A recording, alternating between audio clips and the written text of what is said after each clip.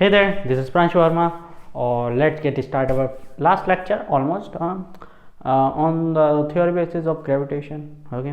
हाँ, तो क्योंकि आपका सिलेबस में से एक्सेलरेशन ड्यू टू ग्रेविटी और उसके जो बाइफैक्टर्स डेरिवेशन थे 3, ठीक है, उनको हटा दिया गया है। तो बेसिकली ये चैप्टर का last derivation theoretically last lecture बनता है।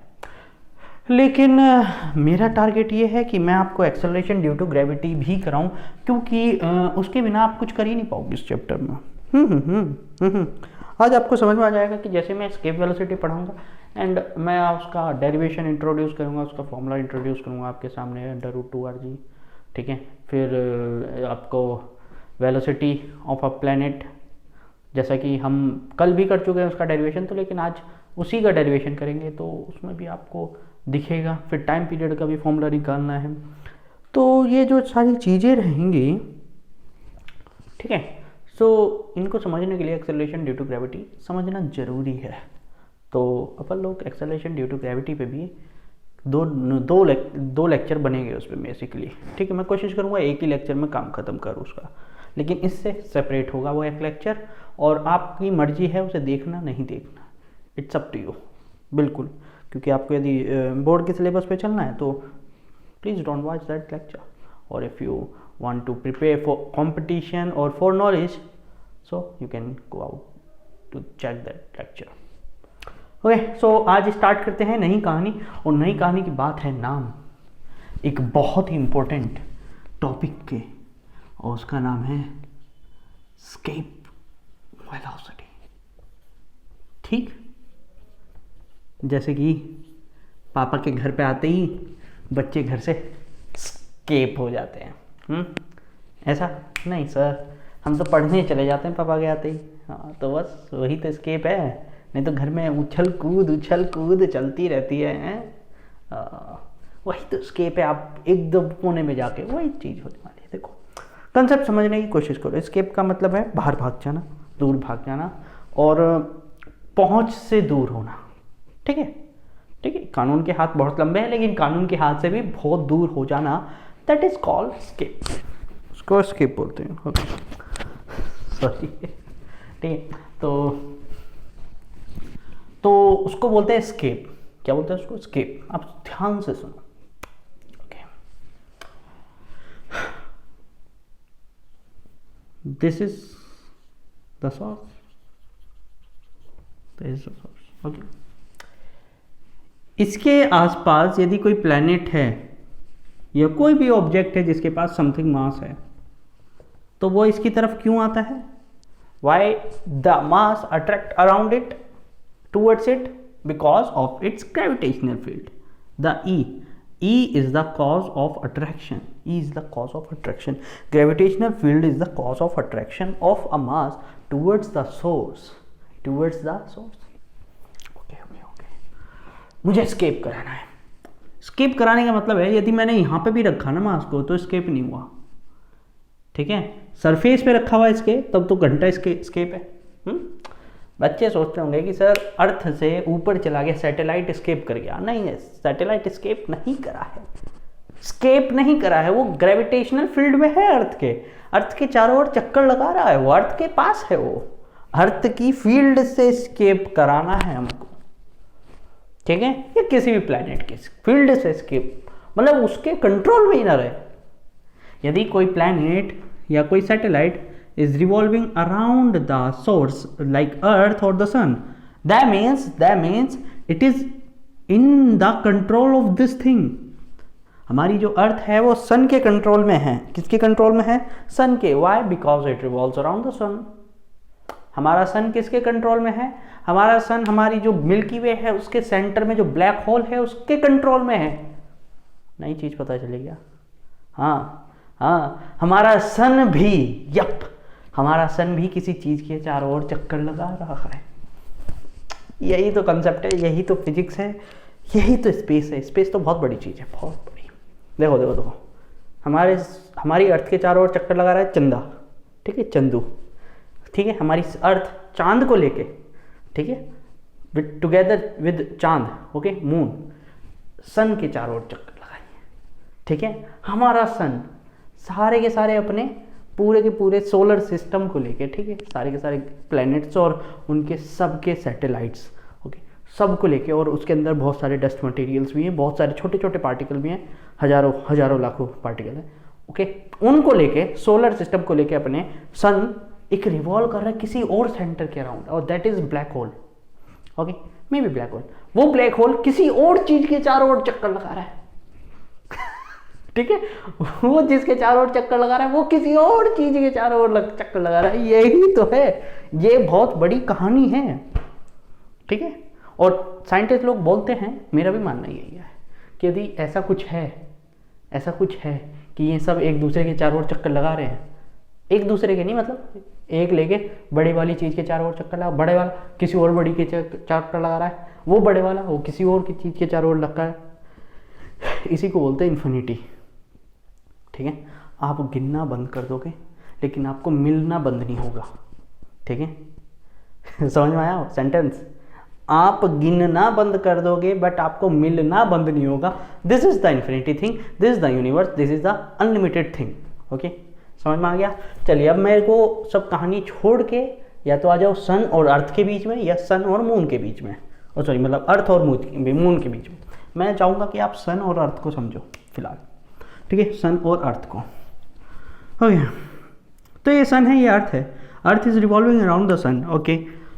तो इसका मतलब ये है कि सन के कंट्रोल में है हमारी अर्थ, सन के कंट्रोल में है हमारी अर्थ, ओके। मुझे यदि अर्थ को सन से बाहर निकालना है, सन के कंट्रोल से बाहर निकालना, तो what I have to do, यही सोचने वाली चीज़ है, ठीक है। एक मूवी भी आई थी वॉन्डरिंग ऑफ अर्थ करके, कुछ ऐसी चाइनीज़ मूवी थी शायद, बकवास थी, ज़्यादा साइंस फिक्शन मूवी मुझे पसंद नहीं है क्योंकि आउट ऑफ द बॉक्स होती है, में फालतू की बकवास, हाँ फालतू की बकवास है, और कुछ नहीं है, होना हुआ कुछ है नहीं, बस दिमाग में मार देना, ठीक है। कई बच्चे बोलोगे नहीं सर साइंस फिक्शन आपको समझ में नहीं आई तो बेकार होगी, हाँ देखो भाई समझ में बहुत कुछ आता है, मेरे को सब कुछ आता है, ठीक है। चलिए आ जाइए, रिकॉल एक मूवी है, आप समझने की कोशिश करना, बहुत खतरनाक, बेकार और निहायती बकवास मूवी है, ठीक है। तो I am just talking about the sun and earth. Earth को मुझे निकालना है, अर्थ को निकालना है मुझे सन की ग्रेविटेशनल फील्ड से। अब सोचो, अर्थ को निकालना है ग्रेविटेशनल फील्ड से ऑफ द सन, तो मुझे क्या करना होगा? यहाँ पे भी फील्ड होगी, यहाँ पे भी फील्ड होगी, यहाँ पे भी फील्ड होगी। सोचो जरा कहाँ फील्ड नहीं होगी? जहाँ फील्ड नहीं होगी सन की, वहीं पे तो अर्थ चंगुल से बाहर चली जाएगी। भाई कहाँ हम बोलेंगे कि अर्थ स्केप द सन, जहाँ पे अर्थ की पहुँच ही ना, ओ सॉरी सन की पहुँच ही ना हो। यही तो है। हम बोलेंगे कि जो क्या नाम है, कोई भी बंदा था, पुलिस को चकमा देके भाग गया, भागा कैसे? अब भागा कैसे? ठीक है, स्केप करके, मतलब उस पुलिस की पहुंच ही नहीं है वहां तक, पुलिस की पहुंच नहीं है, पुलिस का वहां पे कुछ भी नहीं है, ओके। यहाँ पे भी सन की पहुंच नहीं है। सन की पहुंच किस पर डिपेंड करेगी? उसकी फील्ड पे। इसका मतलब फील्ड एट सम पॉइंट जहाँ पे जीरो हो, वहाँ पे हम बोल देंगे अर्थ स्केप कर गई, ओके। हाँ, जरा याद करने की कोशिश करो formula of field, that is gm upon r square, gm upon r square. Only the variable is r, because the mass of the sun is not changing, not going to change. The mass of the value of capital G is never going to be change. वो तो भैया ना, मतलब ये दोनों तो zero होने से रहे। r की वैल्यू निकालने की कोशिश करो, r को इधर भेजो, जीरो को इधर भेजो। So this will be gm by 0, this will be r square. Something upon 0 that will come equal to infinity. R square equal to infinity, or r will come equal to under root of infinity. Infinity का कुछ भी कर लो, ठीक है, बस 1 upon infinity ना करना, ठीक। उसके अलावा कुछ ही कर लो, इन्फिनिटी के साथ इन्फिनिटी ही रहना है। इन्फिनिटी में से इन्फिनिटी माइनस करोगे, ठीक है, तो जीरो बचेगा, वो बात अलग है। लेकिन इन्फिनिटी में इन्फिनिटी प्लस करोगे, इन्फिनिटी ही आएगा। इन्फिनिटी स्क्वायर करोगे, इन्फिनिटी ही आएगा। अंडर रूट इन्फिनिटी करोगे इन्फिनिटी ही आएगा, इन्फिनिटी डिवाइडेड बाई 2 करोगे इन्फिनिटी ही आएगा, इन्फिनिटी इंटू 2 करोगे तो भी इन्फिनिटी आएगा। ओके ठीक ठीक है, समझ में आ गया आप लोगों को। तो मुझे कहाँ जाना होगा, मुझे कहाँ जाना होगा, नदिया के पार नहीं, कहाँ जाना होगा, मुझे जाना होगा I have to go to infinity. कहाँ जाना होगा, infinity.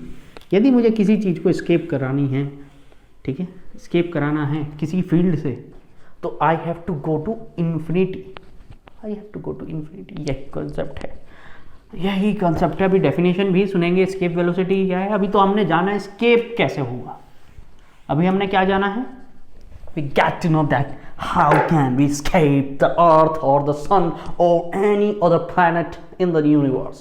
How can we escape? We can go to infinity, and by going infinity we are, there will be no gravitational field at infinity, there will be no gravitational field, as you know, as you know। चलिए ठीक, u का formula क्या है, G M upon R.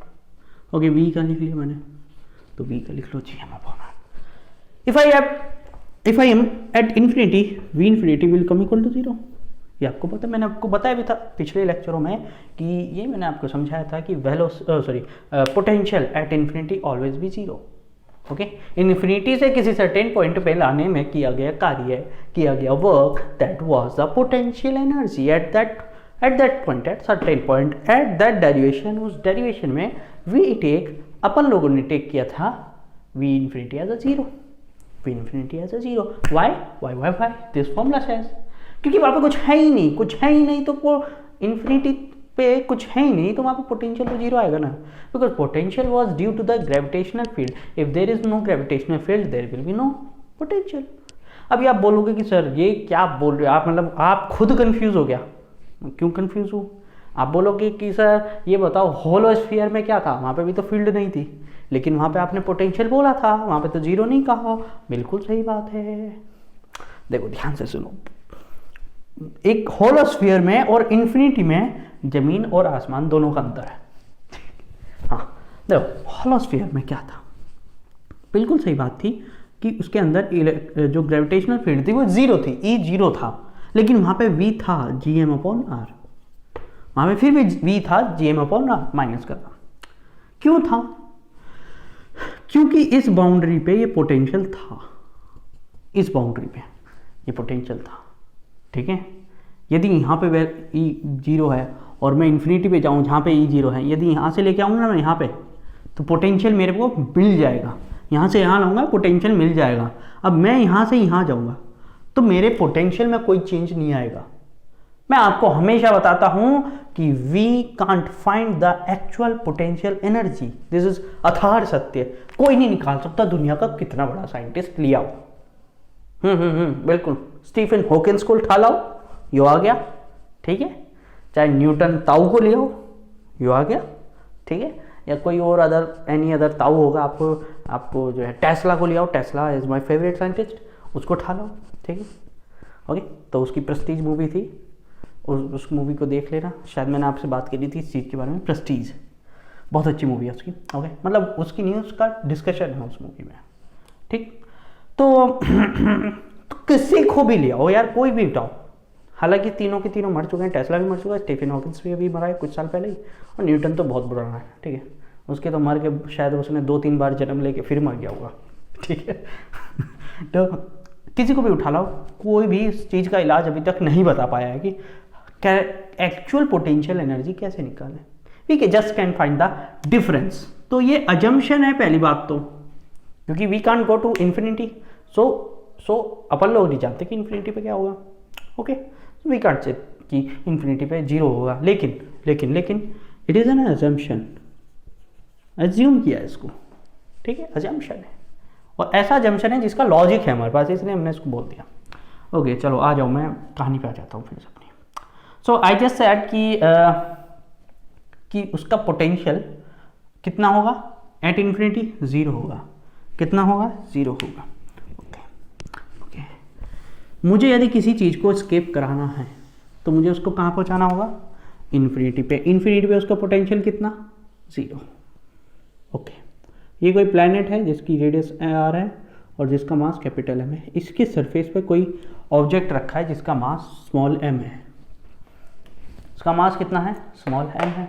Okay okay, so I just want to escape this mass from this planet. इस planet से मुझे इस मास M को स्केप कराना है, तो मुझे किस वेलोसिटी से इसको प्रोजेक्ट करना पड़ेगा? ऑब्वियस सी बात है, स्केप कराना है तो ऐसे तो नहीं हो जाएगा, चल जा पर तक ऐसे स्केप हो गया, नहीं, भगाना पड़ेगा ना, कुछ वेलोसिटी देनी पड़ेगी, कुछ काइनेटिक एनर्जी देनी पड़ेगी basically, and that will be half M V square. ठीक, मैं इसको ई बोल दूँ, कोई समस्या नहीं, बहुत बढ़िया। ओके, स्केप कराने के लिए मुझे कहाँ भेजना होगा? इन्फिनिटी पे।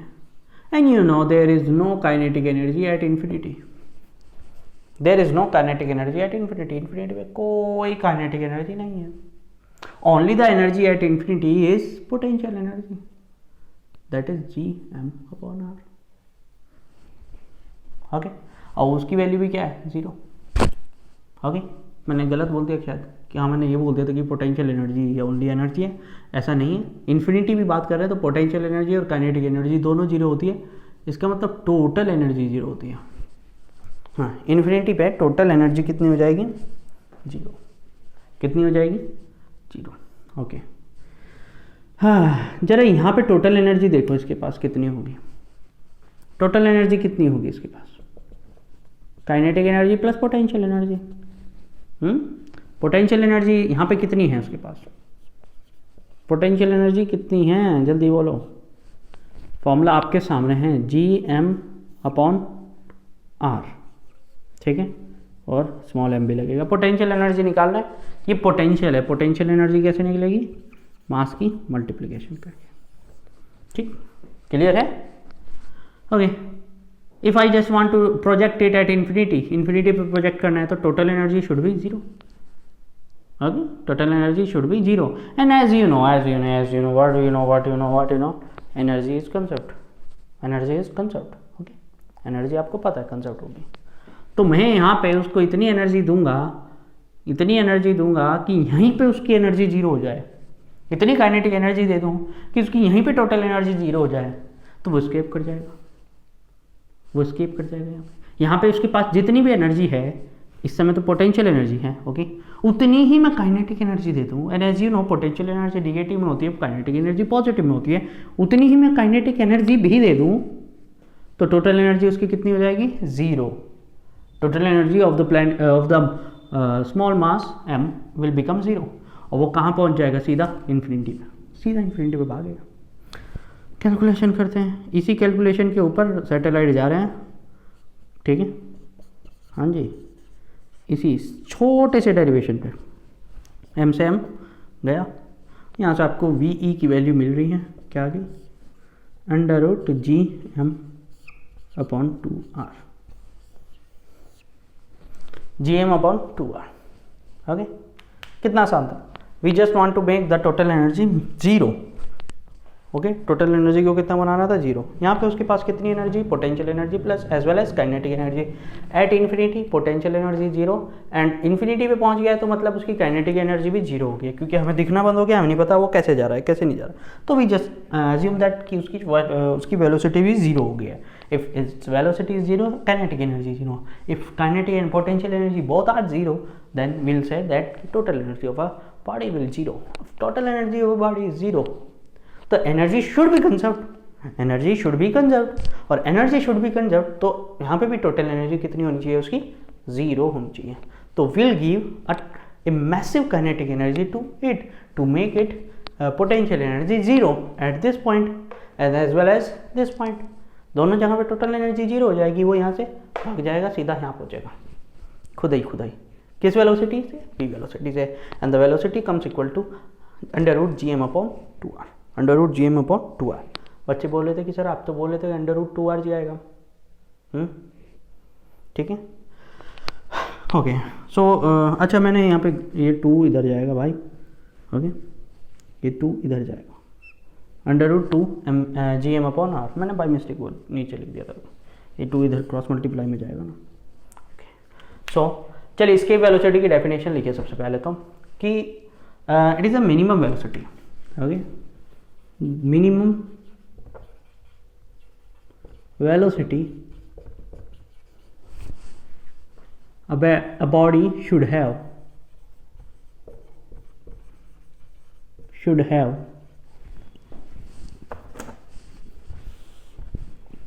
to escape the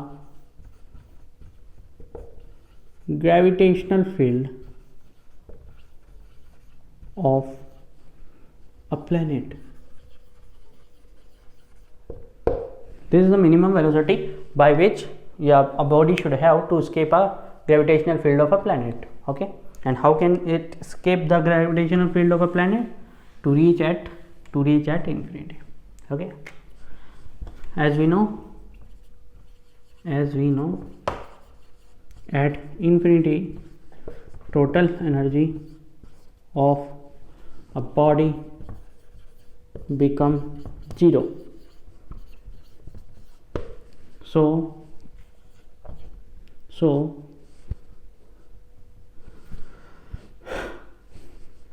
to escape a planet, the total energy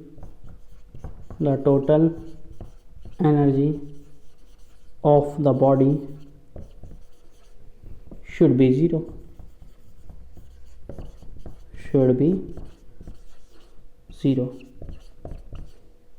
यहाँ लिख दो फ्रॉम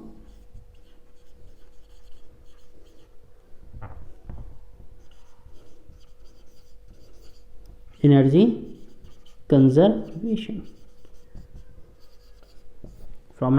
कंजर्वेशन, ओके.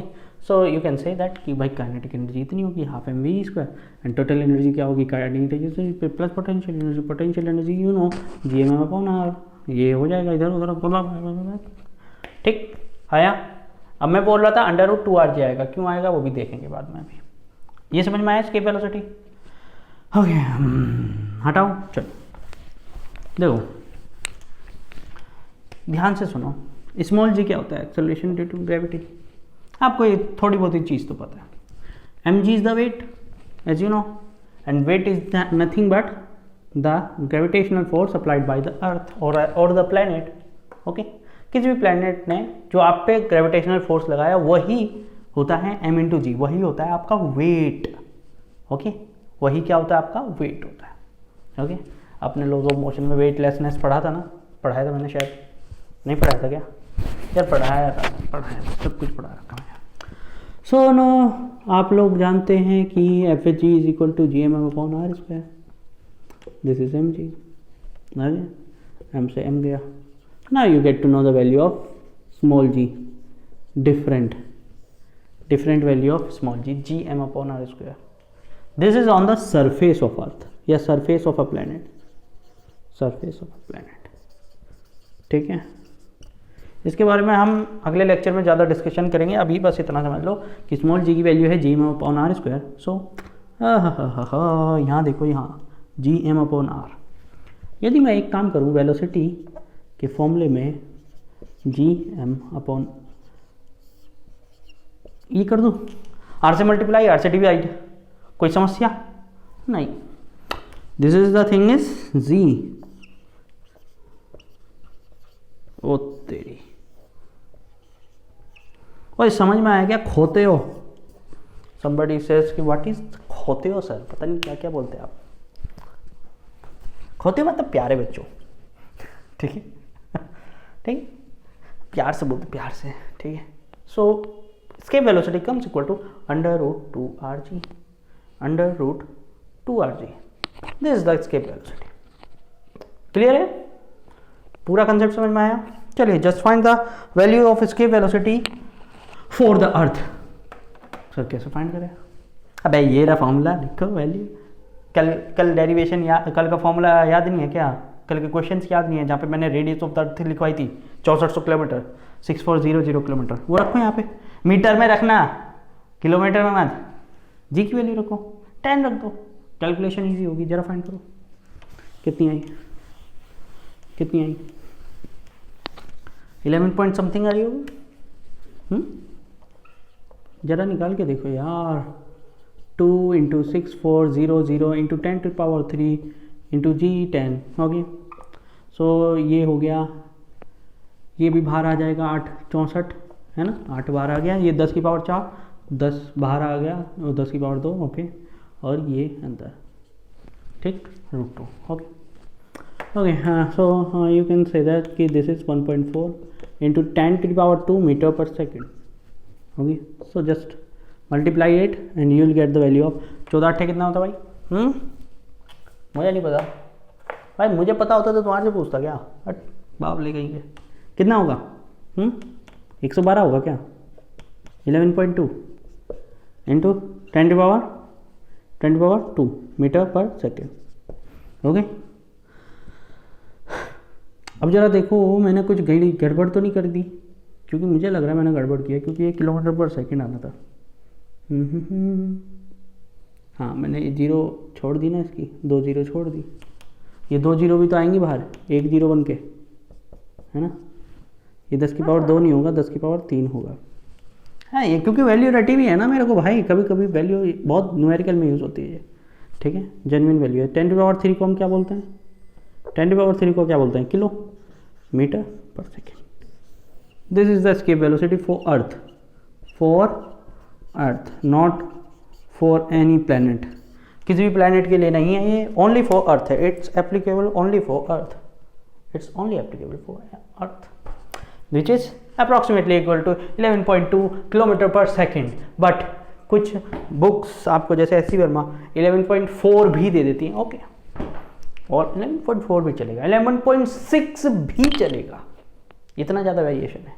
हाँ जी, बिकॉज जी वेरिएबल है, जी क्या है? वेरिएबल। हमने 10 लिया है, 9.8 भी ले सकते हो, उससे अलग आएगी वैल्यू, उससे अलग वैल्यू आएगी। 9.8 वन लोगे, उससे डिफरेंट आएगी। So this value can be varies. और यदि क्वेश्चन में दी है कहीं पे इसकी वेलोसिटी ये है अर्थ की, ओके, इसको लेके करो काम, तो you have to take that value, not this value.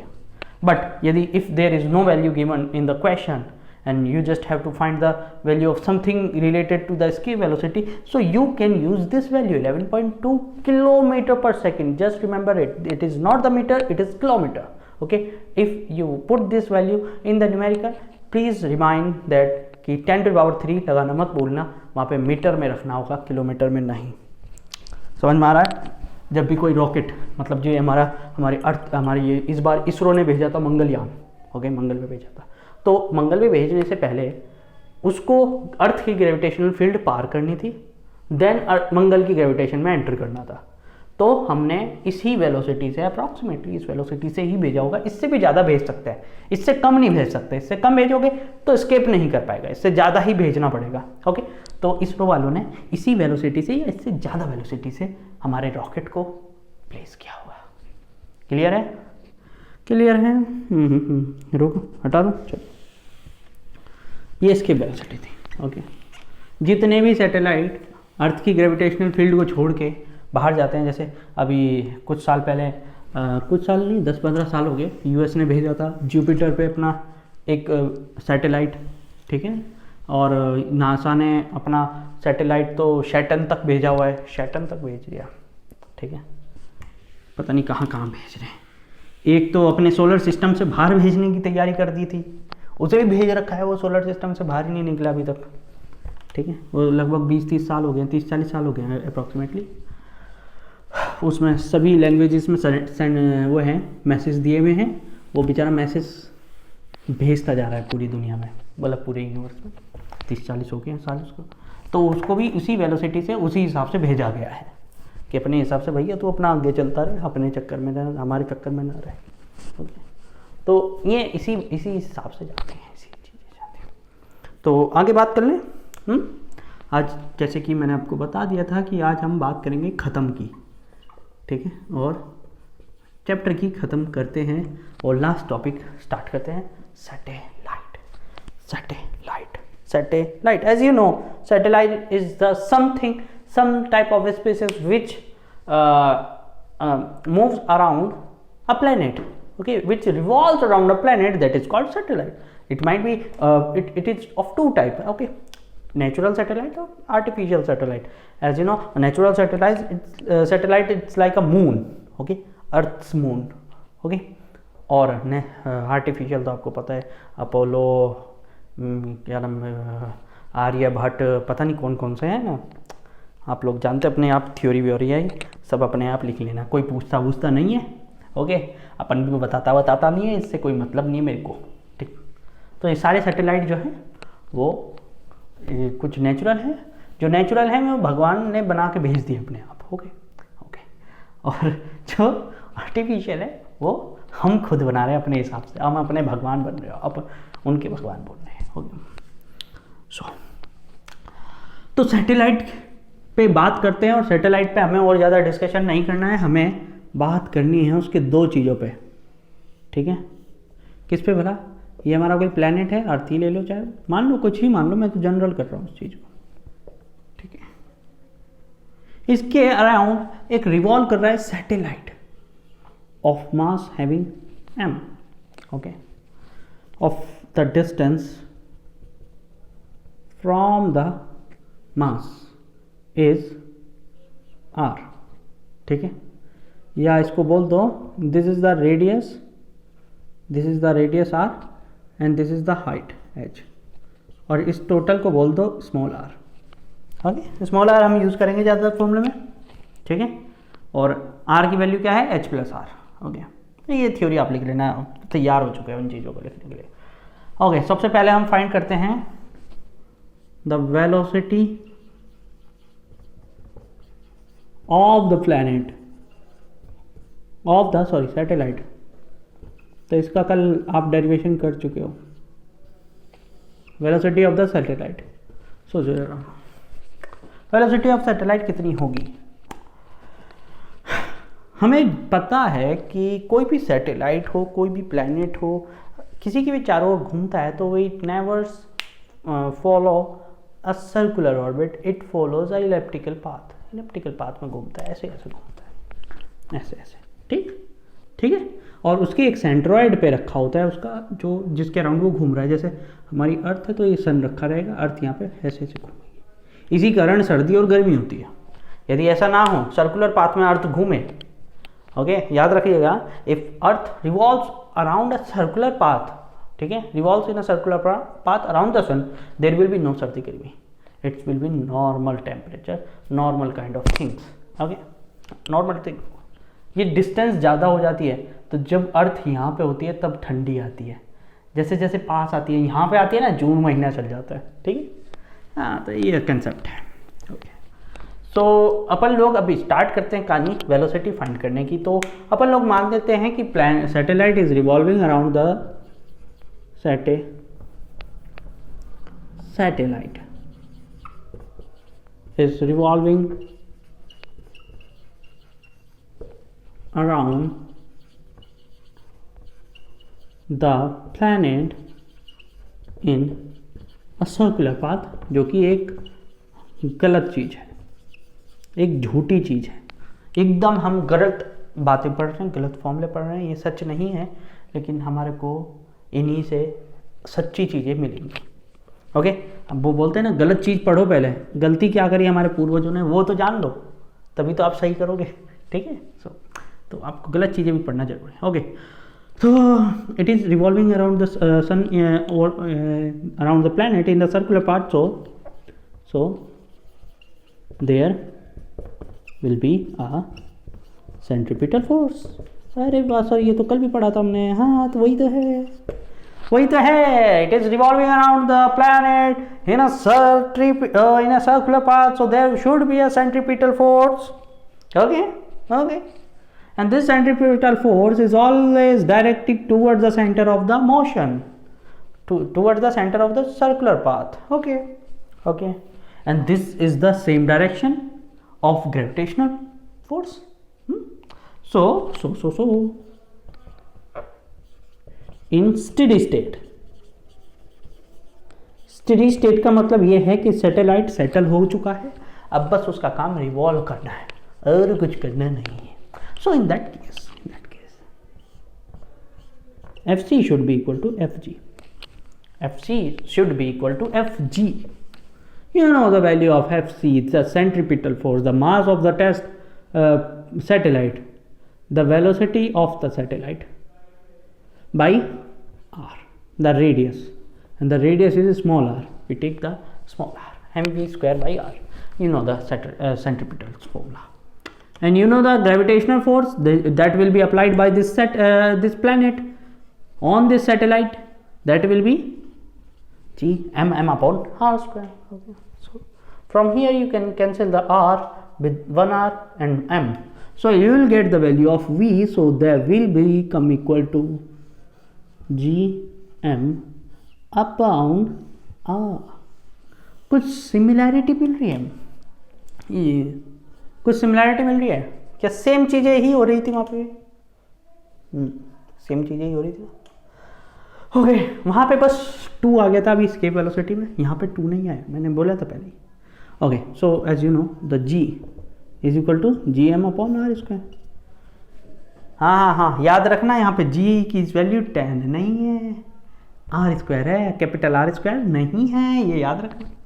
ठीक है, आप यदि ये समझ चुके होंगे तो बहुत अच्छी बात है, नहीं तो कल के डेरिवेशन में, कल के जब 3 डेरिवेशन होंगे वहाँ पे आप समझ जाओगे. Okay so G come equal to G M upon R square. So अपन लोग मल्टीप्लाई करेंगे, वो करेंगे, आपको पता है क्या हो जाएगा, R G. Okay and the root R G, on the root R G. Okay is it clear to you buddies? Okay आपके लिए ये बहुत ज़्यादा ही आसान. अच्छा चलो ज़रा टाइम पीरियड निकालने की कोशिश करो, क्योंकि उसके बाद मैं इसका एक एक्सटेंशन बताऊंगा आपको. हाँ क्योंकि उसके बाद ख़त्म, लेक्चर ख़त्म, game over, tata bye bye see you. उसके बाद अभी नहीं. टाइम पीरियड क्या होता है? ओह तेरी क्या होता है सर, भूल गए हम तो. अबे यार एक सर्किल कंप्लीट करने में जितना टाइम लगता है उसको बोलते हैं टाइम पीरियड. क्यों इतना ज़्यादा सोचना? Okay time period is something, is that time to which required और which be kept by the satellite to complete one circle or one cycle around its planet. अपने प्लेनेट के चारों ओर एक चक्कर लगाने में कितना. ओके सो वो डेफिनेशन मैं नहीं लिखाने वाला हूँ, मैं जस्ट बात करने वाला हूँ उसके फॉर्मूले के बारे में. तो टी कितना होगा,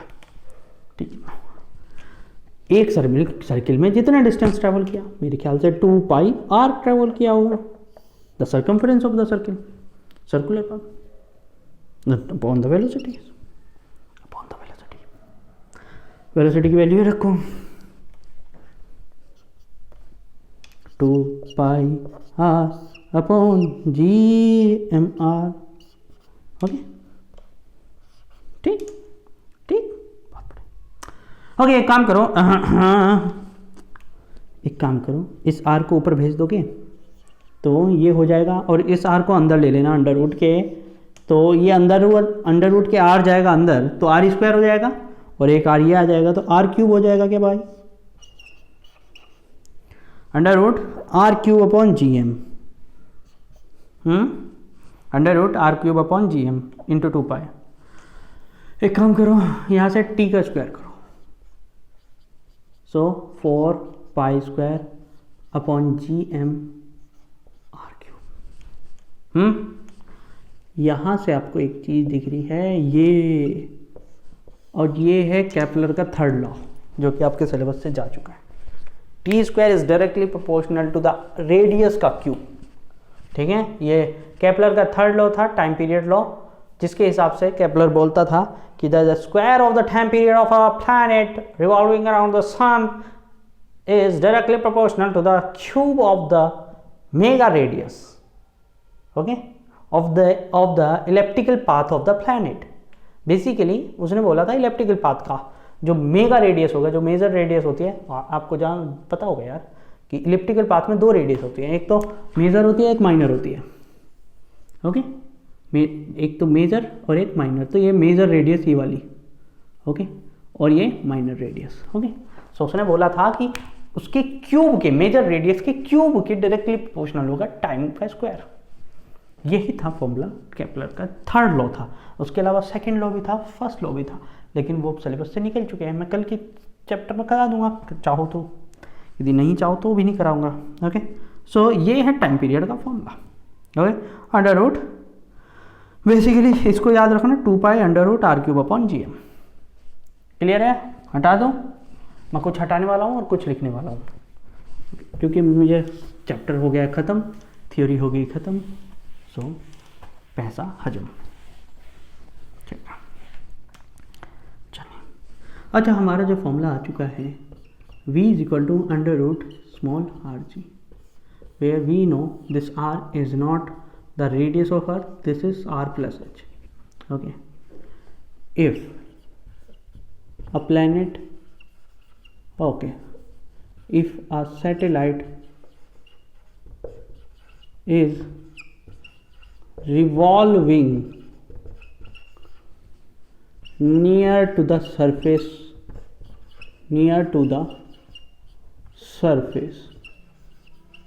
of earth,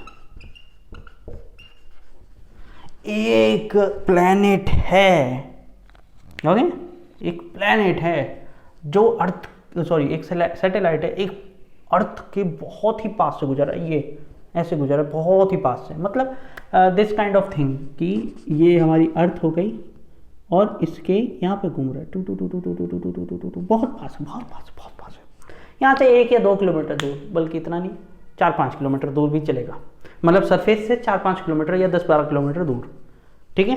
तो उसके हिसाब से फॉर्मूला क्या होगा, उसके हिसाब में फॉर्मूला क्या होगा, तो वेलोसिटी का फॉर्मूला तो वही होगा उसका भी, लेकिन उसके लिए h अप्रॉक्सीमेटली होगा 0, उसके लिए h क्या होगा, अप्रॉक्सीमेटली 0, सो v की वैल्यू हो जाएगी under root R G, under root R G. और आप फाइंड कर चुके हो उसकी वैल्यू, नहीं करे हो?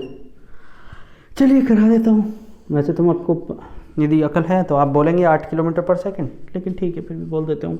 6400 into 10⁻³ radius of earth, and on the surface of the earth G is 10। यहाँ पे जी 10 नहीं होगा, यहाँ पे जी 10 नहीं होगा, क्योंकि यहाँ पे रेडियस सरफेस पे नहीं है, अर्थ की सरफेस पे नहीं है, अर्थ की सरफेस से दूर है, तो यहाँ पे जो जी होगा वो बहुत छोटा होगा, जी की वैल्यू छोटी होगी। ओके, कोई बात नहीं, फॉर्मूले जब करोगे 64 भाग 8, ओके, 1 2 3 1 2 3 1 2 3 6 हो गया, 10⁻6 अंडर रूट से बाहर आएगी, 10⁻3 बच जाएगी, मीटर पर सेकंड, वेलोसिटी मीटर पर सेकंड में आती है, ये क्या है किलो, 8 किलोमीटर पर second, this is the velocity.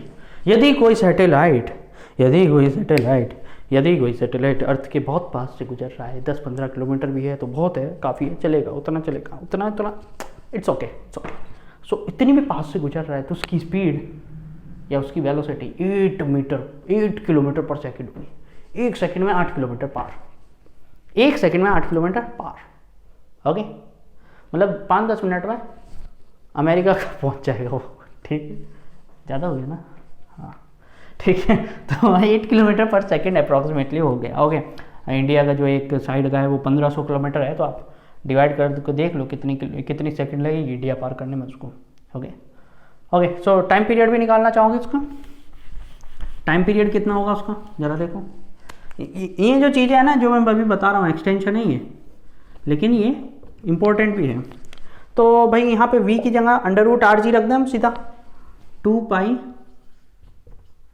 Capital R upon under root R G, है ना, ऐसे रख दे, निकालने की कोशिश करो, अंडर रूट आर से ये कट गया, ठीक है, ये हो गया 2 pi under root R G, ऐसे हो जाएगा।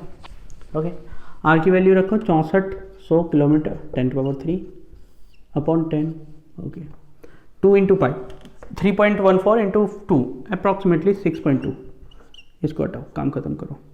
ओके, 64 8 बन गया, 1 0 से 1 0 गई, 5 0 बच जाएंगी, 5 0 में से 3 0 तो बाहर आ जाएंगी, मतलब 2 0 तो बाहर आ जाएंगी, 10⁻2 और 1 0 बच जाएगी अंदर। Okay, so 6.2 into 8 into 10⁻2 into 10 under root 10 की वैल्यू कितनी होती है अप्रॉक्सीमेटली 3.1, इतना ले सकते हो, इससे ज़्यादा मत लो। ओके, 3.1 ले लो, 6.2 into 8 into 3.1, 6.2 into 8 into 3.1, 8 into 3.1 की मल्टीप्लाई कर दो, 8 8 से 24, 24 इंटू 8 इंटू 10⁻², दोनों को एक एक जीरो दे दो, 62 24 8, मल्टीप्लाई कर दो, टाइम सेकंड्स में मिल जाएगा आपको, और इसको डिवाइड कर देना किससे, 60 से, मिनट में मिल जाएगा, इसको डिवाइड कर देना घंटे से, 60 से फिर से HR में मिल जाएगा। क्लियर है, क्लियर है यार, करके देख लेना भाई। ओके, मेरे ख्याल से आपका आंसर आ जाना चाहिए, बड़ा आसान है, ज़्यादा दिक्कत होगी नहीं, 3-4 घंटे के आसपास वैल्यू आएगी, 4 घंटे के आसपास।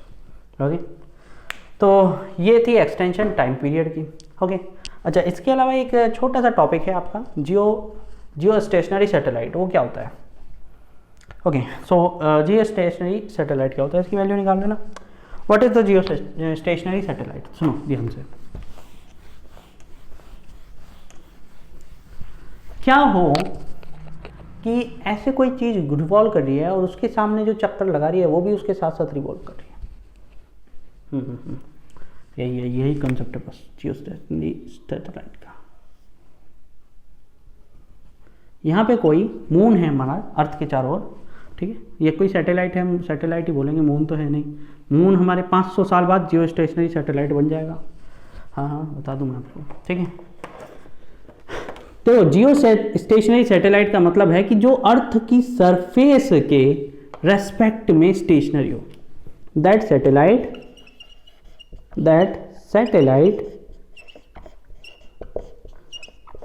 which is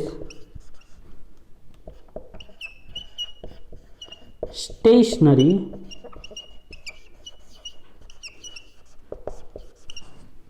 with respect to the surface of अर्थ। बिल्कुल सही बात है, मार्कर में खत्म हो चुके हैं आप, ठीक है। With respect to the surface of earth, वो क्या कहलाएगा, जियो स्टेशनरी सैटेलाइट। क्या कहलाएगा, geostationary satellite. Clear, geostationary satellite will be that satellite which revolves around the sun, which revolve around the earth, but with respect to its surface, as you know relative velocity आप पढ़ चुके हो, तो with respect to its surface it is stationary, so that will be a geostationary satellite। अब ध्यान से सुनो, basically the satellite geostationary satellite भी लिख दो, है ना, दोबारा से मैं डेफिनेशन लिखना चाह रहा। जियो stationery satellite has same angular velocity. अरे तारे में क्या आ गया फिर से, अभी पूरा चैप्टर 16 चैप्टर्स के लेक्चर देखे हैं, दिमाग खराब कराया है सिस्टम ऑफ पार्टिकल पे, फिर से आ गया angular velocity. Geostationary satellite has same angular velocity as its planet. हाँ देखो, जब वो यहाँ पे अर्थ का ये वाला पॉइंट यहाँ पे है, यहाँ पे होगा, जब ये वाला पॉइंट यहाँ पे आ जाएगा, ये यहाँ पे होगा। देखो इस पॉइंट के ऊपर ही रहेगा, किसी भी फिक्स पॉइंट के बना लो। ये क्या किस चीज़ के लिए काम आता है, किसी चीज़ को स्पाई करने के काम आता है। मतलब जियो स्टेशनरी सैटेलाइट जासूसी के काम आता है जनरली। ओके, मतलब एक जाके मैंने चाइना के ऊपर रख दिया, कंसंट्रेट कर दिया शंघाई के ऊपर, ओके, और एक मैंने जाके सैटेलाइट को मैंने जाके एक फोकस कर दिया इस्लामाबाद पे, ओके। अब मैं दोनों चीज़ों को देख रहा हूँ, शंघाई में हो रहा है, अरे भाई इस्लामाबाद में हो रहा है, वहाँ बम फटा, ये हुआ, सब देख रहा हूँ मैं यहाँ पे बैठ के, ठीक है। तो that is the Jio stationery satellite. ऐसा कोई बम कहीं नहीं फट रहा, ठीक है, सर आतंकवादी हो गए, ठीक है, ऐसा कुछ नहीं हो रहा, ठीक। सब भले चंगे हैं, सब मज़े ले रहे, ठीक है। इस्लामाबाद में भी सब मज़े ले रहे, और शंघाई में तो सब मज़े ही ले ही रहे। उन्होंने तो नाक में दम दुनिया के रखा, वो क्या उनके क्या नाक में दम होगा। ओके, सो ये चीज़, इसको क्या बोलते हैं, जियो स्टेशनरी सैटेलाइट बोलते हैं। एंगुलर वेलोसिटी दोनों की क्या रहेगी, सेम। क्या रहेगी, सेम। अब देखो जरा एंगुलर वेलोसिटी क्या होती है। एंगुलर वेलोसिटी का फॉर्मूला होता है 2π/टाइम पीरियड। आपको पता है एंगुलर वेलोसिटी का फॉर्मूला? नहीं पता क्या? नहीं पता क्या यार, ऐसा मत बोलो यार। आपको अच्छा एक चीज़ और भी पता है, ये तो एंगुलर फ्रिक्वेंसी का टाइम पीरियड की फॉर्म में हो गया, या तो आप ऐसे ले लो, या फिर आपको ये भी पता है कि v equal to R omega होता है, ये याद है ना, v equal to R omega. So a omega की वैल्यू भी पता है आपको, v upon R, v upon R. Okay, v की वैल्यू क्या है for the satellite, for a satellite v की वैल्यू क्या है, जल्दी बोल, आर जी, ठीक, upon R. So omega will come equal to G upon R. इस फॉर्मूले से निकालोगे जो मैंने पहले लिखा था, omega equal to 2 pi upon T, उससे निकालोगे तो भी वही आंसर आएगा, इससे निकालोगे तो भी वही आंसर आएगा, इससे निकालोगे तब भी वही आंसर, उससे निकालोगे तब भी वही आंसर, सेम आंसर, दोनों से सेम आंसर आएगा। एंगुलर वेलोसिटी का फॉर्मूला क्या बनेगा, under root G upon R, under root G upon R, G upon R. Okay, so this type of satellite are called geostationary satellite. क्या कहलाते हैं, जियो stationery satellite कहलाते हैं। इनकी एंगुलर वेलोसिटी का फॉर्मूला इसी का ही एक्सटेंशन एक और हो रही है। ओके, इसी का ही एक्सटेंशन है ये फॉर्मूला आप यहाँ पे भी अप्लाई कर सकते हो। ओके, हाँ, ऐसा कोई नहीं है कि मैंने जियो स्टेशनरी सैटेलाइट के लिए अलग से निकाला है। आप इसकी वैल्यू भी निकाल सकते हो फॉर द अर्थ, जी की वैल्यू रखो 10, आर की वैल्यू रखो 6400 किलोमीटर, मतलब मीटर में कन्वर्ट कर देना, तो फिर से आपको वैल्यू मिल जाएगी ओमेगा की, अर्थ की। ओके, और एक टाइप का और सैटेलाइट होता है, वो होता है पोलर सैटेलाइट, उसके बारे में मैं कुछ नहीं बताऊंगा ज़्यादा। हाँ, पोलर सैटेलाइट मतलब होता है जो पोल टू पोल वर्क करता है, मतलब ये अर्थ है, ये उसका नॉर्थ पोल, ये उसका साउथ पोल, ये ऐसे रिवॉल्व करेगा, ठू ठू ठू ठू ठू ठू ठू, ठीक, जस्ट लाइक दैट। क्लियर है, हो गया। अच्छा, एक काम करो, जियो स्टेशनरी सैटेलाइट के ऊपर एक छोटा सा डेरिवेशन हो रहा है। ओके, मैं उसको न्यूमेरिकल में कराऊंगा क्योंकि लंबा लेक्चर हो रहा है अभी, तो आज इसको रोक देते हैं। उसकी रेडियस फाइंड करने के लिए एक रीजन होता है, बेल्ट होती है उसका, उसके लिए एक न्यूमेरिकल में है आपकी बुक में, उसी में उसको समझा दूँगा जियो स्टेशनरी सैटेलाइट को, दिक्कत ना मानो, कुछ नहीं छूटेगा। तो ठीक है, मिलते हैं फिर। Acceleration due to gravity next chapter हो जाए, नेक्स्ट लेक्चर हो जाएगा, उसके बाद हम न्यूमेरिकल करेंगे और काम खत्म करेंगे ग्रेविटेशन का। आपकी एक बुक खत्म, कंप्लीट, ओवर। दूसरी बुक है, दूसरी बुक स्टार्ट करेंगे परसों तरसों से, ठीक है। Thank you everyone.